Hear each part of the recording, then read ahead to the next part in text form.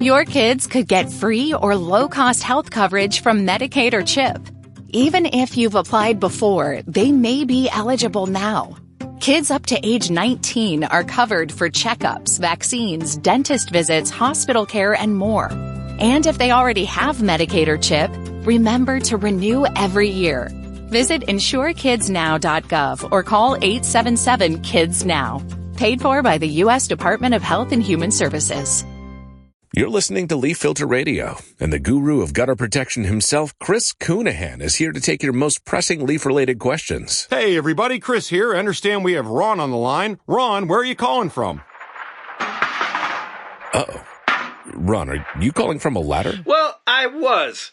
I wanted to ask Chris what I need to do to get my gutters ready to have leaf filter installed. Oh, Ron, you don't have to do anything. A Leaf Filter Trusted Pro will come out and clean out your gutters, realign and seal your gutters, and install Leaf Filter, America's #1 gutter protection system. So I didn't need to get on this ladder? Ron, Leaf Filter Trusted Pros are in your neighborhood and ready to help. Just visit leaffilter.com/day to schedule your free gutter inspection and get up to 30% off. Thank goodness.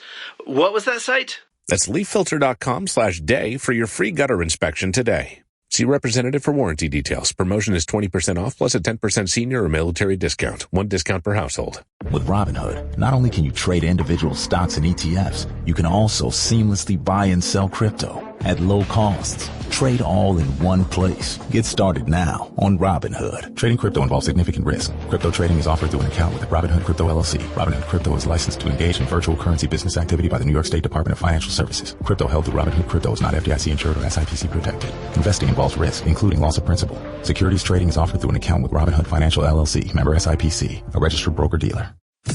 You're listening to Later with Mo Kelly on demand from KFI AM 640.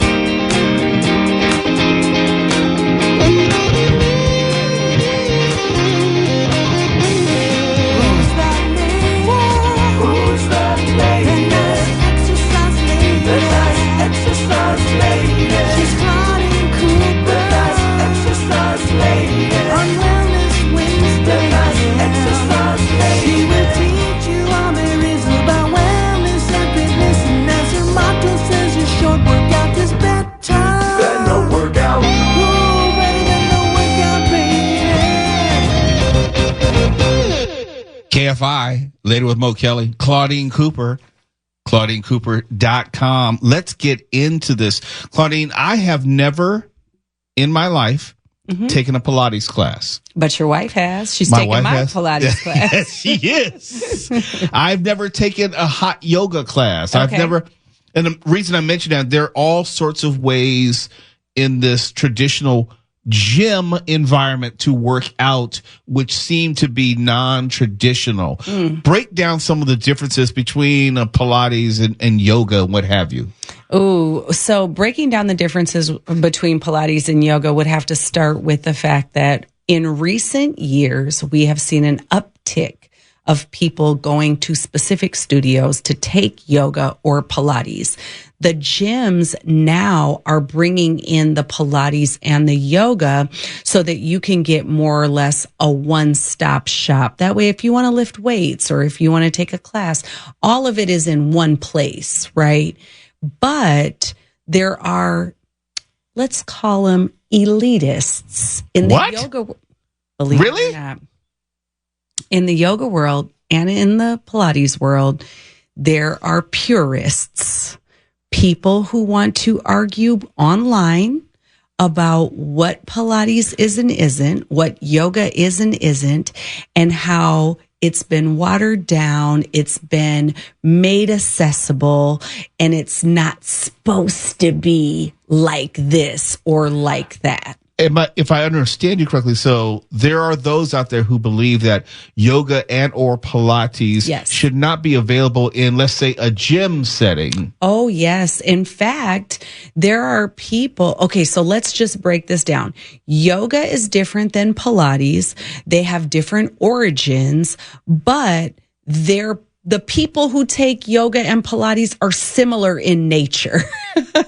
I don't know how to better describe it. Arrogant, snobbish, stuck up. Am I warm? You're getting there. I prefer to say There are people who need the yoga and they need the Pilates. Are the classes typically smaller? In other words, like if you did a stretching class, you may get 30, 35. Are yoga and Pilates classes supposed to be more exclusive in the sense of you only maybe have 10, 15 people? Well, there's just such a variety of ways to teach both yoga and Pilates. There is a guy I know named Etienne who teaches a large yoga flow class at Kenneth Hahn Park that is free and open to the public, by the way. And the name of their brand is Walk Good.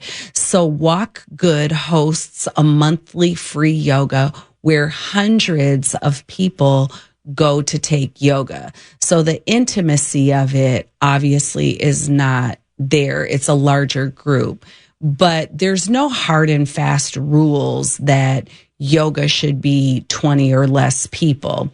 But in Pilates, there's a tool that is used and it's called the reformer. The reformer is huge. So you can't really fit a lot of reformers in one space. So if a person were taking reformer Pilates, they would in fact be in a smaller environment. The Pilates style that I teach is called mat Pilates. It's without the reformer, but it's using similar movements to simulate a reformer. But when you don't have 30 reformers, but you have 30 people who want to experience Pilates, you make do with what you have. Make sense? It sounds like it's real complicated. Just throw me in a spin class with one of those stationary bikes and tell me when to pedal and tell me when to raise up and tell me when to pedal hard. Hey, even cycle has limitations because in order to take spin class, you need the spin bike. True. So if 40 people want to take spin class, but there's only 30 bikes, then only 30 people can take the class. So what is this hierarchy and where does it come from? Is it just a self-referential view that if I take Pilates, I'm somehow better than? It's so interesting, Mo, because in the 33 years that I have been working in gyms and working in the fitness industry, I have seen trends come and go. I'm going to ask you, do you remember Tybo with Billy Blanks? I used to hang out with Billy. Yes, absolutely. Okay. Do you remember Jazzercise? This is really taking it back. Man, I'll take you back to the 20-minute workout. You remember all of that. So do you remember Insanity with Shanti? Insanity, P90X. Yes. Okay. Uh-huh. So I'm saying that to say that no matter what trend comes and goes, there's always people that feel like they are the elite programmers, the ones who either learned how to teach it first, the ones who've been teaching it the longest, the ones who created it, the ones who take the class all the time. There's people who want to align themselves with the elitism of whatever, spin, yoga, Pilates. But right now, because Pilates is on trend, we had a viral video that I shared with you earlier today, which said from a woman who teaches Pilates, stop trying to make Pilates accessible to everyone. It's not for everyone.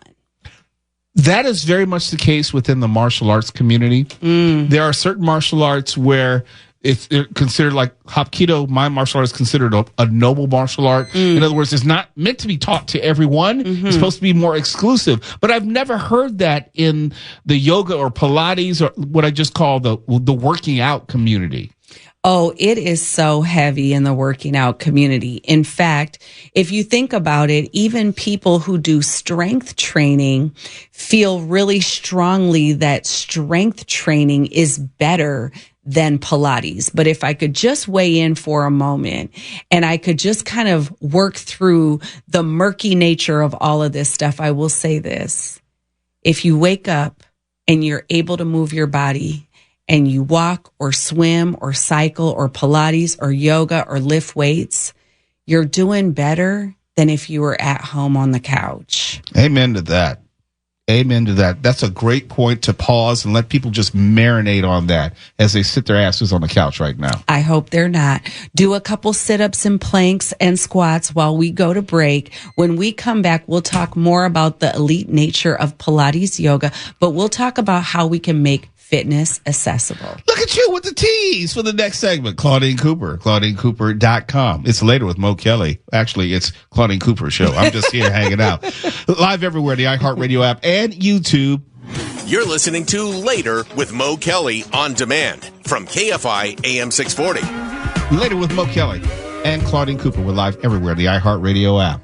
Before we went on break, I was talking a little bit about accessibility in fitness. And as you know, Mo, I believe that fitness should be accessible because guess what? We all have the ability to move if we have the ability to move. Amen. So I created a free workout in my neighborhood because I noticed that there was very little wellness resources. That is where I show up on Saturday morning and I teach a free workout to anyone and everyone, regardless of their ability, their socioeconomic status, whether or not they have a gym membership. But what I'm finding, especially as wellness becomes more on trend, is that there is an elitism that is happening in the fitness industry. Have you noticed that? I've noticed that, and I wonder if it's industry specific or is it more emblematic of just who we are in America right about now, where we always want this delineation between us and them. I'm better than someone. I do this, so I'm better than you. I believe this, so I'm better than you. In my mind, I think it's all connected, where we live in a time where people want to think like, well, I know the real truth. I know that we didn't land on the moon. I know that the earth is flat. I think that mentality is applicable to just about every facet, including the gym culture. Oh, including gym culture. If you go online, people are so polarized right now. And this week or the last couple weeks has been even more intense. And I've been noticing it more with social media, including fitness culture. Wellness, when I got started in the gym world, was not trending like it is now. Mm-hmm.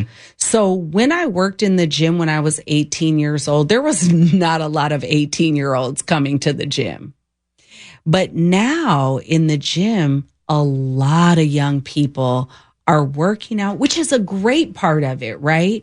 So when you do start to get these things that are trending, the good news is if it's a healthy thing, it's not bad for people to want to be in the gym or want to go to Pilates or want to go to yoga. What is gym etiquette like now, beyond obviously using the equipment, wiping it down when you're done? Don't just hog equipment and just be on your phone. Is there an etiquette as far as talking to people or not talking to people, the subject matter? How do people interrelate in the gym these days? That is so interesting that you asked me that, Mo, because to be honest with you, I teach classes because I love teaching classes. That's why I do it. It's not because I have to go to work at the gym. I do it because I want to and because I love serving my community. But one of the things I've noticed since we got back into this community style environment after the pandemic, people are having a hard time connecting. They're having a hard time talking to each other. They're having a hard time sharing space, sharing equipment, just honoring the fact that this is not just only your gym, baby. I talk to Mark Ronner about this all the time, and I think the pandemic broke us in many ways. We lost out on our socialization skills. You know, we don't have good manners, good etiquette anymore, but it's more than that. It's almost like we forgot how to be humans. We forgot how to be human. So this morning in my Pilates class, I said to everyone, before we get started with our movement, I want you to just turn to the person next to you and say good morning. You don't have to ask them their life story. You don't even have to ask them their name. Just a basic nicety. Just be polite. Good morning. It takes more energy for me, Mo, to not speak when I walk past someone Come on now. than Preach. it does for me to say hello or good morning. People get offended when you speak, like good morning, hey, how are you doing? I'm not talking about to the random stranger on the street. I'm talking about in a social environment, such as a Pilates class or a yoga class. Mm-hmm. I'll tell you, I do social media. So for anybody who's watching right now, I do have my social media accounts. And on one of my social media accounts, I said, hey, why is it that when I say hello to someone who's just walking by, they won't say hello back? I got so much negative feedback from that single question that I ended up deleting the whole post. People were on there like, you sound like an entitled jerk. Why should someone have to say hello to you? And I was thinking, hey, isn't it easier to just walk by and say, hello, good morning, hello, good morning? Apparently not. You could get my messages. So, be thankful you're only getting your messages. Oh, I heard you. I scroll through your comments sometimes, Mo. I want no parts of that. No. But I would say it's two leaves of the same tree. Yes. Where we have a collective inability to find the humanity in one another and relate to one another. And I think these issues kind of cross-pollinate each other. It's not limited to just the gyms. It's not just limited to talk radio. I think it's indicative. And Mark, I would love to get your input on this one because I think you can be much more philosophical as far as what we lost during the pandemic. Here's my philosophical take. You go up to a nice looking lady at the gym who's on a machine and you go, you need a spot? Mark Ronner. What? You ace-hola. That's what you do. Here I thought that he was going to actually offer something meaningful and contribute to the conversation. No, I will say this, though. He's that guy. In the gym, you asked about etiquette, and there is some kind of etiquette referring to what Mark just said. Before you ask her, does she need a spot? First, check and see if there's any guys hanging around because her man might be over there somewhere ready to spot her. Yeah, you don't want to get into an altercation with the boo at the gym. No fisticuffs at the gym. That's frowned on. Although Tawala almost did punch me in my face. What? Tawala, where are you at? Tell him what happened because... Was this tonight? This was tonight. He almost punched you in the face? I thought he was against violence against women. Yeah, what'd you do? Haul off and say hello to him or something? I sure did. Imagine that. And he punched you? See, here's what I didn't say he punched me. I said he was going to. Here he comes. Here he comes. He heard his name. Tawala. All right. Turn on the other mic. Clear it up. Because what happened was. Mo, you know how it is when it comes to corners and things surprising you, right? I go downstairs. I'm expecting Claudine to be outside the door for me to go and get her. I walk out that door to go to the lobby, and I turn and she's standing right there. Didn't expect her, and so my first instinct is to get hands up and be ready to. I mean, his hands were up, like he was so ready. I was ready to beat hellfire out of somebody. I'm going to side with Tawala on this because it's a very tense time. There's stuff going on in the world, and we've talked about this on the air where we're on our P's and Q's when we go downstairs because you don't know who's there waiting. I will say Kayla let me in. She takes Pilates with me. She saw me in the lobby. She let me in. So Kayla's working out with you now? Kayla's been working out with me for a while. She didn't tell us that. Everyone's working out. Except for me. It's too far away. It's a nice exercise, lady. Before I let you go, let people know how they can find you at either Iconics or on social media. Right. So you can always find me on social media. I'm at ClaudineCooper.com, which links you to all my socials. I teach a free workout on Saturday morning at 9 a.m. in the city of Inglewood. I work at Iconics Fitness. I also work at Equinox. I also work at Nike. I also work all over. Anybody got any jobs for me? I'm glad that you finally told everyone about these other jobs. And it wasn't my place to let people know all the other stuff you're doing. Yeah, I got to keep it quiet. Got to keep it on the hush. So that's Iconics, that's Equinox, that's Nike. My own business. Got like 45 kids and her husband. I sure do. Yeah. We'll talk about how to keep it all balanced next week. It's Later with Mo Kelly. Look at this radio professional just running stuff.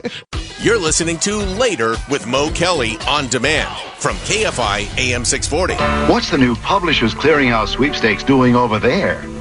Cluttering my desk. Don't you know you could win $2 million? Those contests aren't for real. That's what we used to think. That this check is real. It's just a big come on. That's what I used to think. Do you know what this sign could mean to you?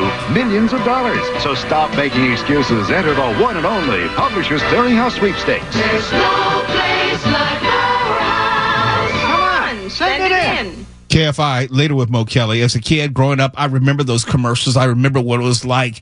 The whole idea of possibly winning money for life. You get an annuity. You never have to work again. And you would just buy some magazines, subscriptions or something, and you were automatically entered. And I just knew one day I was going to get the knock at the door with a camera crew, and I'd be in one of the commercials, and my family would be independently wealthy, and we wouldn't have to worry about money ever again, thanks to Publishers Clearinghouse. And it used to be they'd have a portion of the contest where you can win like $10 million, but it would be like an annuity, and they would pay you for the rest of your life, like $250,000 or something. And I was thinking like, well, how do you know that the company, and I thought about this as a kid, how do you know that the company's still going to be around in 20, 30 years? And sure enough, here we are. ARB Interactive, a mobile gaming company, bought Publishers Clearinghouse remaining assets and said under the terms of the sale, check this out, it was not going to honor payouts for those people who won their Publishers Clearinghouse prizes before July 15th of this year, which is just about everyone. Everyone won their prize before July 15th of 2025. So who exactly are they honoring? Whose prize are they actually going to pay off? Just about none of them. How pissed would you have to be if you won, let's say, $10 million last year? And well, not just that, but let's say you won and you think you're set for life and you go around the office with your blank U list to everybody. And then you realize, oh no, I've got nothing. You got 10 million. You thought you probably maybe bought a house, maybe went on an exorbitant spending spree. And the next thing you know, 250 grand on the generous side is all you're going to get. And I don't know how you come back from that. I don't know. Look, you're going to sue, obviously, but I don't know if you're going to win in court. It's most likely you're going to lose because they're going out of business. $10 million gone like that. And you've probably given up your job. You probably purchased a new house. You probably told your boss, F you, like Mark was saying. In other words, there's no going back. And that money is not coming back. And you just knew that you were set for life. What do you do? What do you do? I don't know what you do.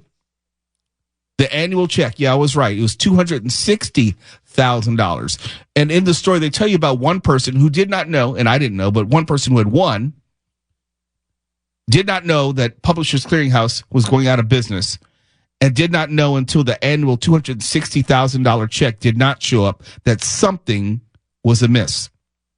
I probably would throw myself off a bridge, probably. Yeah, that hurts. You want to just disappear and assume a new identity, maybe flee to South America. Another reason why I want my lump sum money up front. Oh, take it all at once. Yeah, don't wait. Anything could happen. This is part of the reason why I want to talk about the story, because Twala always wants to argue with me. No, I want an annuity. I want to be sure that I can get $55,000 every year for the rest of my life. There's no guarantee. Give me all the money up front so I can do with it what I want, when I want, how I want, and not have to worry about a story just like this. Who knows how much longer the California lottery is going to be around? I'm being serious. I mean, there's no guarantee that in 30 years you're going to get all of your, I don't know, $65 million, whatever you should happen to win. Give it all to me now so I don't have to worry about anything. Nothing's guaranteed. Cash those checks fast. Get it all at once. Mark, I hate all this agreeing. I don't like it one bit. No, it reminds me, I read a biography of Ed Wood, the guy who made Plan 9 from outer space, and he used to always hawk his typewriter for booze money and stuff. And everybody would always say, if he writes you a check, you cash that fast. Immediately. Don't let checks just lay around. It's Later with Mo Kelly. KFI AM 640 Live everywhere in the iHeartRadio app. You're listening to Later with Mo Kelly on demand from KFI AM 640. And coming up, well, not coming up, but on the horizon is LA 28, the Olympic Games. And you may wonder, just in case you want to be part of the games, how can I go about getting tickets? When can I go about getting tickets? Well, starting in January, if you want to purchase tickets, it's going to be a multi-step process. In January 2026, you'll have the chance to register for tickets on the LA 28 website. And it's called the literal first step in the purchasing process.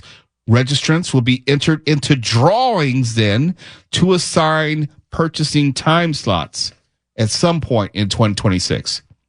So you can basically register to buy tickets in January, and then you'll be thrown into the hat, I guess, and there will be a drawing to assign purchasing time slots. And of course, we all know that the number of tickets which are going to be available are limited depending on the sport, depending on the interest, depending on the venue size, most importantly. They do say that single tickets will start at $28, which is moderate enough. But we don't know the full range of the prices. It just says that it starts at $28. And it also says that residents who live near local venues will have early access to the tickets. Several cities outside of LA city limits are scheduled to host at least one event, including Long Beach, Carson, Anaheim, Arcadia, Pomona, San Clemente, and South El Monte. I'm not exactly sure how that's going to work, whether, like, for example, if you want tickets to the opening ceremonies and it's at SoFi Stadium, which is in Inglewood, does an Inglewood resident have priority over someone who maybe lives in Long Beach? I don't know, but you're going to have to register in January of 2026, and then it will go from there. It's still very cloudy as far as how people will be able to get the tickets, what tickets will be available. But they are saying that all the tickets will be first come, first served basis with respect to your lottery times in which you can purchase tickets. I was saying to Tawala earlier, I don't know if I'm going to be attending any of the games. I think I'd like to, but the games that I specifically want to see don't have the same type of luster that they used to, because the sports have evolved and it doesn't have the same type of competition. And I may just sit home and watch because I don't want to necessarily deal with the subway, because they said it's supposed to be a subway and public transit Olympics, or at least Mayor Karen Bass has said that. I don't know if we're going to be ready for that. We shall see. But if you're thinking about getting tickets coming up in about another 5-6 months, you will have the chance to register for tickets starting in January of 2028. And a quick programming note, just want to let you know, we gave away a pair of tickets last night to see the Temptations and the Four Tops at the Cerritos Center for the Performing Arts. Coming up this Sunday, we're going to give away another pair, not tonight, but tomorrow. So you can see the Temptations and the Four Tops at the Cerritos Center for the Performing Arts. And that is a show that I would love to go to. So I hope that anyone who does win the tickets, that you have a great time with that. And coming up in the next week or two, we have a Disneyland Family 4-pack we're going to be giving away. Next week, we're going to be giving away tickets to see Get the Lead Out, which is a Led Zeppelin tribute band. And those tickets are for September 27th. So be on the lookout and listen out for that. And also, we'll be giving away tickets to UB40 next week. Not a tribute band, but the actual band, UB40, is going to be performing also at the Cerritos Center for the Performing Arts on Sunday, September 28th. So it is up to you to keep on listening to Later with Mo Kelly. We're giving away so many cool tickets. In fact, on Friday, if I'm not mistaken, we will have more passes to the Alamo Draft House to see movies, and that also is going to be a tribute to Robert Redford, his passing, for a Name That Movie Cult Classic. Lots of stuff to give away. Lots of cool things we're going to be doing. And we should have an announcement sometime soon with specifics for the second annual Halloween soiree. That's coming soon. We have to nail down a few more things as far as date, time, venue, and all that kind of stuff. And we'll be able to tell you. And it's probably going to be bigger and better than before. Twala has already told me some of the food vendors who've already attached themselves to the event. It's going to be even better than last year. That much I can tell you. So keep your ears open for that. We're going to be giving away tickets to that just like last year. The only way you'll be able to go to the Later with Mo Kelly Halloween soiree, the second annual, is to win tickets through the show. So you got to listen if you hope to win.